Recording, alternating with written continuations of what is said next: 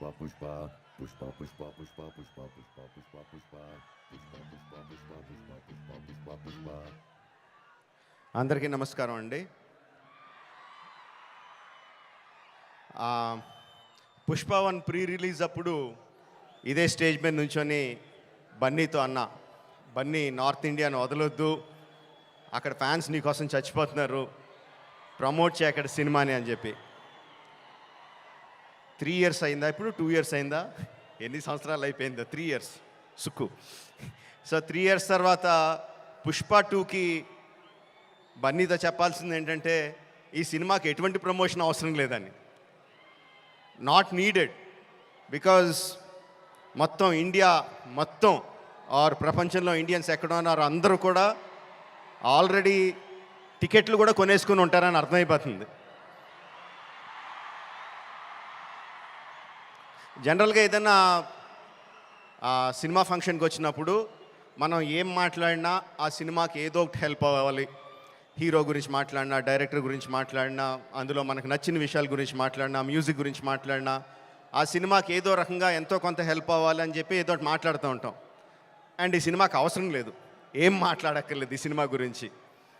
So అందుకని సరదాగా జరిగిన విషయాన్ని, ఒక చిన్న సరదా విషయాన్ని పంచుకుంటాను. ఇన్స్టెడ్ ఆఫ్ సినిమాని పొగడం కన్నా సరదాగా జరిగిన విషయం ఒకటి పంచుకుంటాను మీతో. ఒక 2-3 months బ్యాక్ అనుకుంటాను, ఆర్ఎఫ్సిలో పుష్ప షూటింగ్ జరుగుతూ ఉంటే నాకు కూడా చిన్న పని ఉండి అటు పక్క వెళ్తే షూటింగ్ స్పాట్కి వెళ్ళా. బన్నీ, సుక్కు ఇద్దరు ఉన్నారు అక్కడ. కొంతసేపు పిచ్చామాటి మాట్లాడిన తర్వాత సుక్కు, సార్ సినిమాలో ఒక సీన్ చూస్తారా అని అడిగాడు. ఎందుకు చూడండి సుక్కు, చూస్తానన్నా.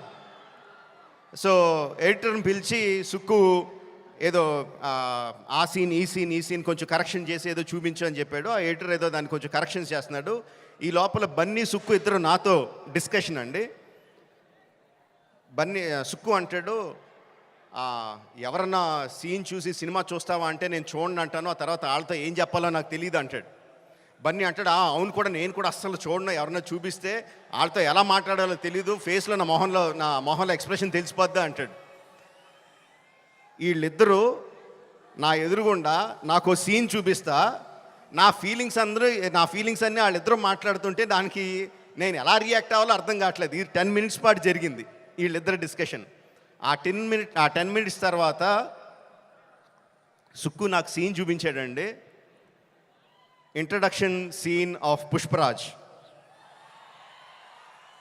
ఆ సీన్లో సుక్కు హార్ట్ అటాక్ తెచ్చుకోకు, నేను ఆ సీన్లో ఏం జరుగుతుందో చెప్పట్లా, ఆ సీన్ ఎంత బాగుందో చెప్తున్నాను అంతే. ఆ సీన్ చూసిన తర్వాత నేను అన్నది ఒకటే ఒక మాట,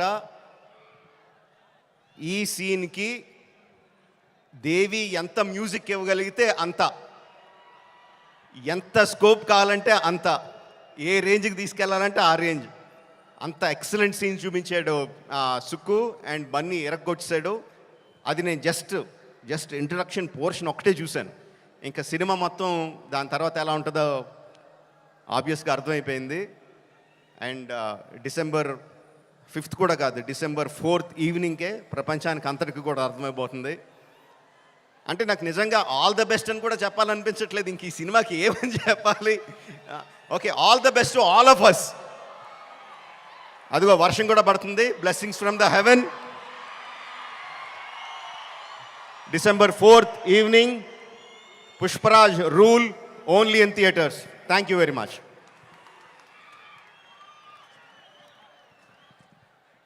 Thank you so